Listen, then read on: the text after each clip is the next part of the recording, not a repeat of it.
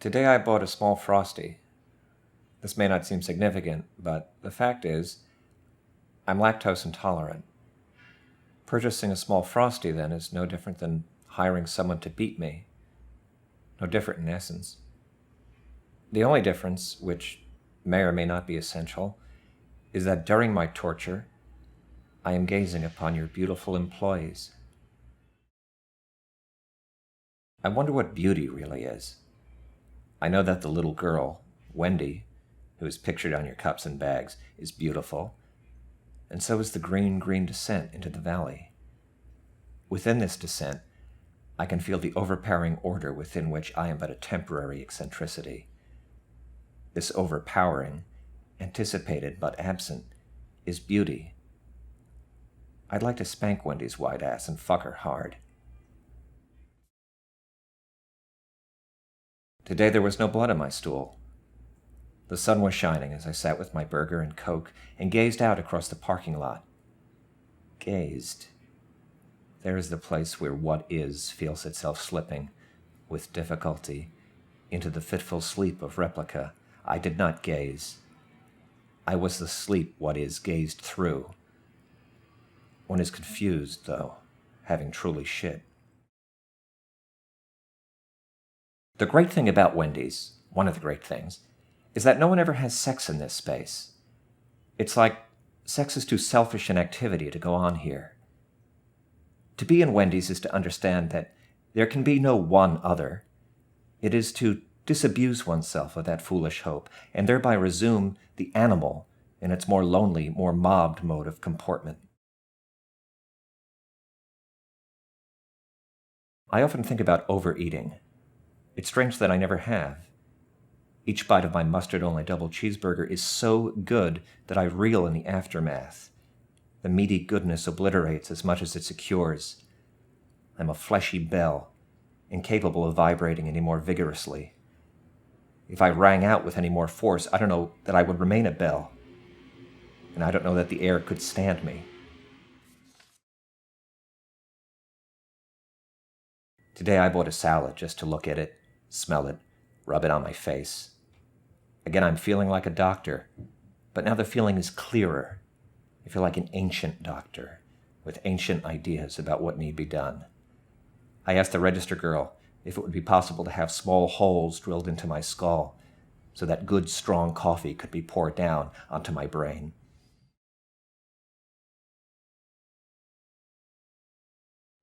It feels good to be punched in the face, but only for an instant. This is what I was thinking as I sat in this afternoon's empty dining room. Then my mind wandered, and I imagined Wendy was in my car with me. She said, "I'd like you to take your fat tongue and run it from my asshole to my clit over and over again." I said, "I'd like you to punch me in the face." Thus it ran, the empty dining room filling. I sort of recognize your employees, but not so much as you'd think. I believe they recognize me.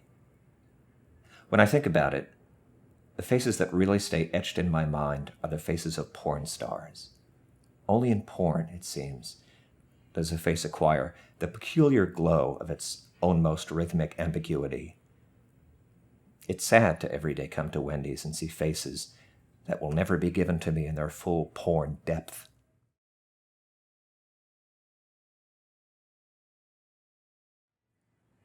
So much anal bleeding, I worry sometimes.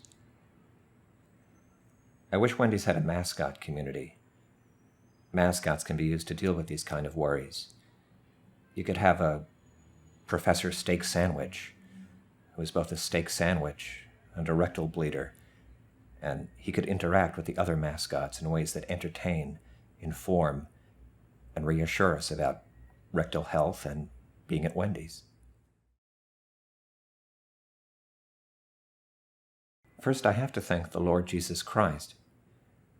It is only through him that I am able to order anything at all, let alone eat it. It is only through him, through his gift to me, that I am able to move my eyeballs from left to right, right to left, and to crane my neck the way I do. Imagine trying to live without being able to move your eyeballs or crane your neck. Imagine never being blessed with teeth, tongue, or tingle. There's the question of who I really am, the tiger or the trainer. Am I this caged pulse, this pacing strength and silence, or do I stand around it, calming it, endlessly talking, singing, making whatever noise I can to bring it closer to sleep? Clearly, I am the trainer. But there are moments when I put myself to sleep, and then only the tiger is. And there is nothing to be afraid of.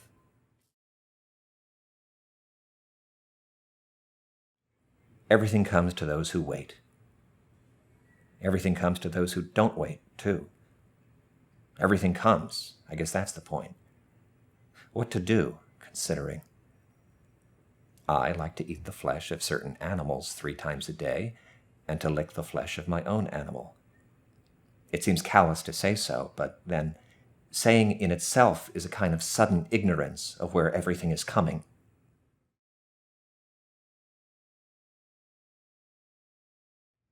What about an item that tastes good, but also causes pain? You could call them painin cakes. Certain sharp pains, especially shooting pains in the chest or abdomen, are rare, and the experience is made faint by anxiety. That is, not knowing whether or not extinction is near. If one knew that the pains were not serious, one could enjoy them more and better learn one's lesson. The fact of your burgers. I grasp it in some sense. I suppose this is knowledge. Abstracted from the meal, it fades. Then again, it's too brilliant to be much discerned during the meal. Knowledge is strongest during digestion. The effortless, incomprehensible reincorporation of the fact. I have knowledge, then, never information. Information is evidence of an anorexic among us. The incumbent faces never win, and they campaign so hard. The first-time faces, the faces that win, don't campaign at all. It doesn't seem fair. All day, every day, all there is the campaign of the incumbent faces. It's so depressing, listening to them and knowing they won't win. Worst of all is the concession speech, wherein the first-time faces are suddenly, out of politeness, deemed worthy of office.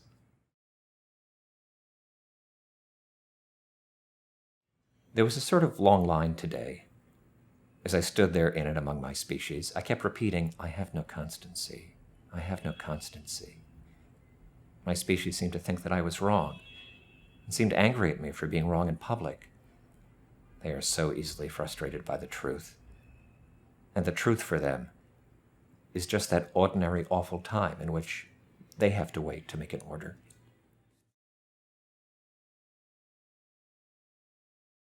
Today I was thinking that it might be nice to be able, in one's last days, to move into a Wendy's. Perhaps a Wendy's life support system could even be created and given a Wendy's slant. Liquid fries, for instance, and burgers and Frosties continually dripped into one's vegetable dream locus. It would intensify the visits of the well, too, to see that such a care is being taken for their destiny. It is important to be no one, to be someone. Isn't that like being one of those candles that's shaped like a lion or an altar boy? For a candle, how strange it is to worry over keeping a distinct shape. I see so many of these warriors, blind twisted forms melting under their tiny flames. My flame is huge. At the tedious party of relative difference, no one wants to sit near me. Very high in marijuana brownies. I could not speak today at the register. I kept stepping aside for the other customers and staring hard at the menu.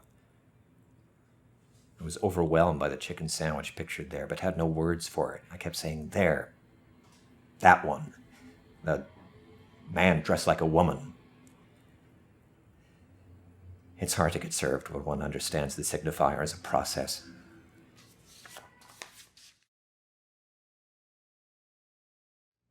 I was Still high on those brownies, but coming down. I've eaten, in the past 24 hours, so very many burgers and chicken sandwiches. The sea of Coke is heavy today with meat. Its cold swells with the meaty goodness that objects to language. Some kids drift by, talking. One of them says, "That sucks to donkey dicks." And the other agrees. Imagine.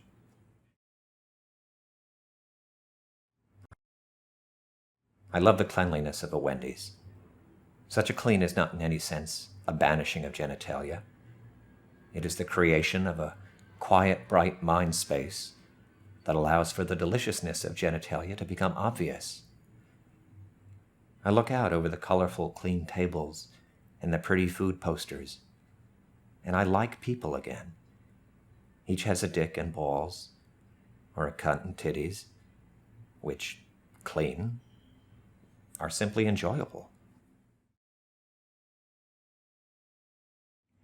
Naturally, I think about smashing the skulls and the rib cages of the other customers.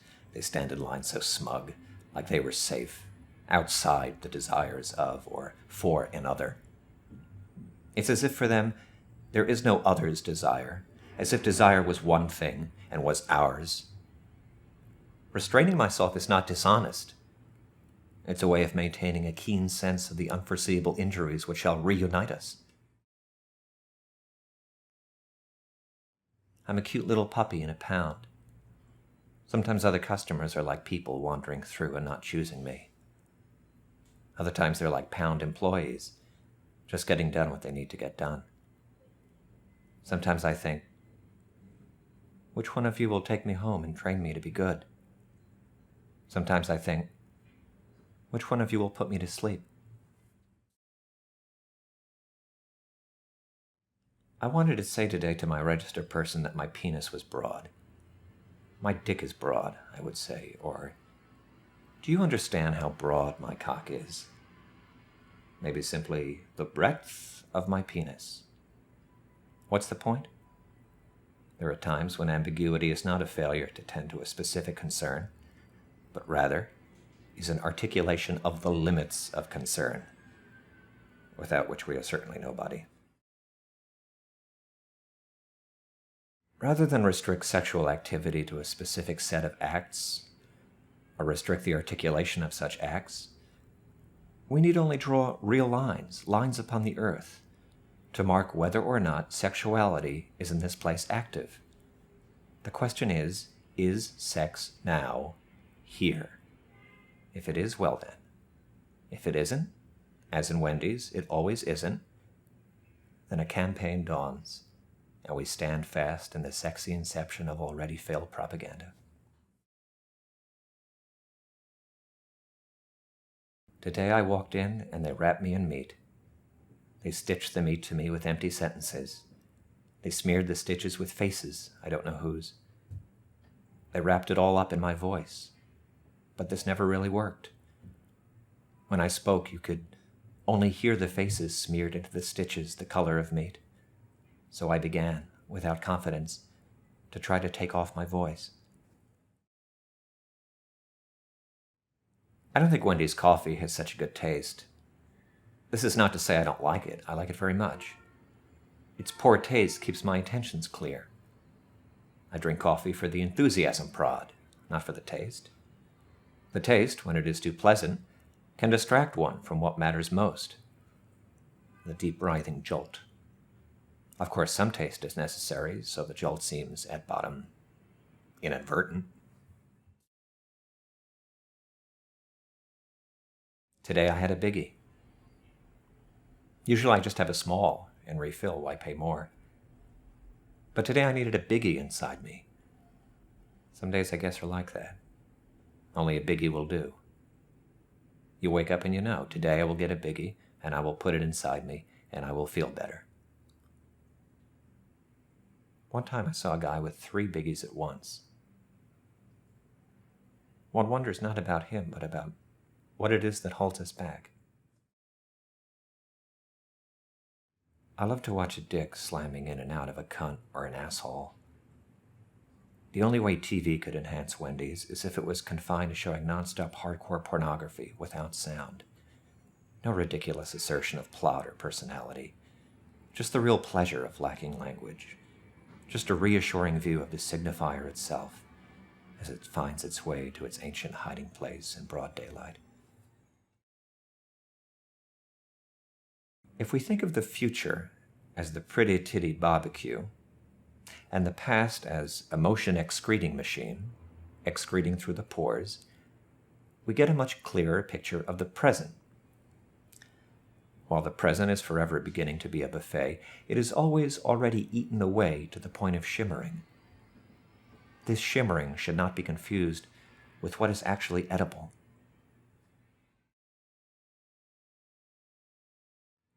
If I had two dwarves who followed me about and inquired endlessly into my philosophy, I'd want them to be named Munley and Lafage. I'd say to them, Munley, Lafage, I have no philosophy, or none that I'd want anyone else to know about. Why would I want anyone else to know my philosophy? I'm no emperor, and my life is not something which should ever be repeated. To take someone's buttocks in your hands, one cheek in each hand, is there any greater earthly event? And yet, I've never heard someone say so.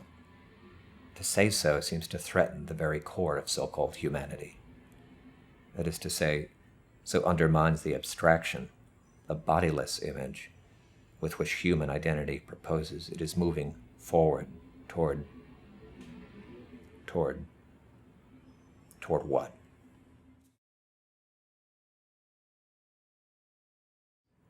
I sometimes think of working at Wendy's. It would be so fine, so glamorous, to fulfill so many pressing wanton needs in such a short period of time. I don't know that it wouldn't go to my head. I think I have so far resisted the idea for this reason.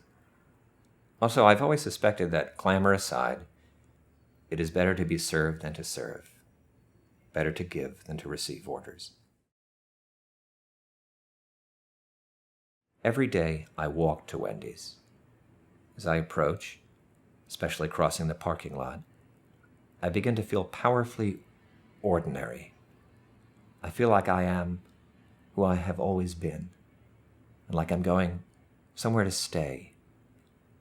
I feel all stories returning to myth, a dense forest returning to a bed of bright seeds. As I assert my order, the most routine in the world hides me in its wake, as mysteriously fitting as a midget's big penis.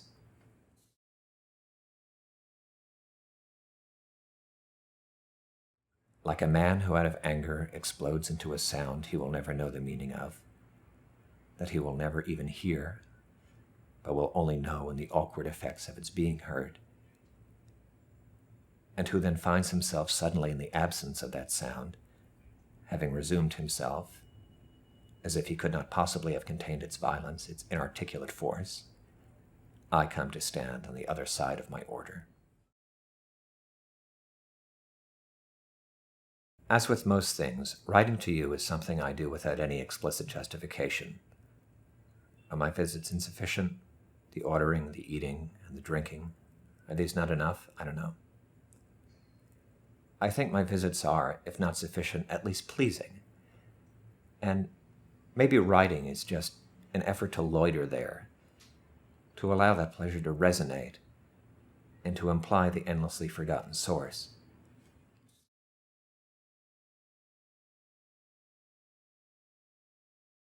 Wendy is not a girl.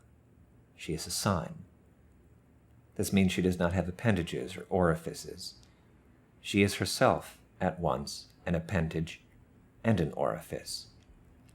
As a sign, she holds within herself, radiantly implicit, that orifice which language must always already have penetrated, just as she holds into view the penetrating appendage.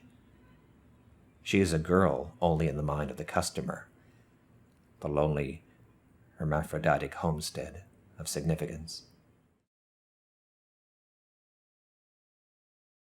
For no reason, no event, do I persist, echo.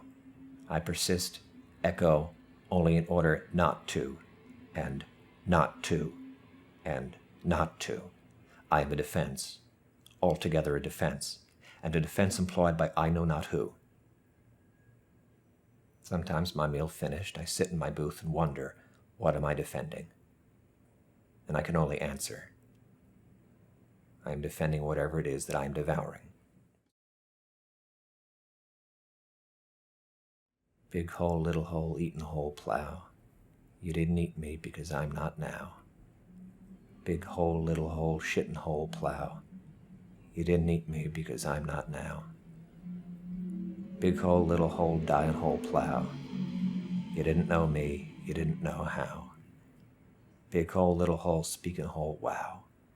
You didn't come here, you were the plow.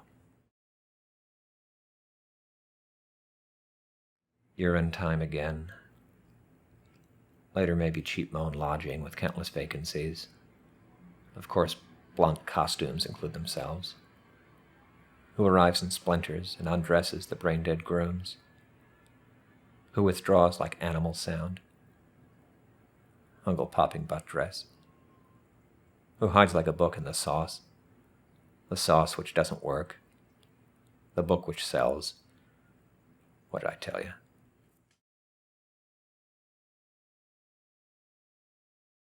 The thought cake stream is only visible at night. Big white cakes moving slow, one after the other, into oblivion. These cakes aren't to be eaten. They're just for show, as though the night needed their senseless procession to remain its own dark self. One night, you will wade out when the hunger becomes too much, and you will taste this cake, and you will know then, for certain, that it was only for show.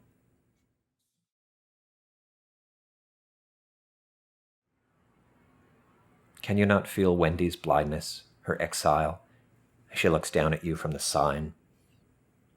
What terrible thing has she done to deserve exile in such a barren place? She, like Oedipus, was a child. Surviving infancy is the true Oedipal crime, and the Wendy's sign encompasses the whole of this drama, illuminating the crime, the child, with its endless eye-bursting punishment, the sign.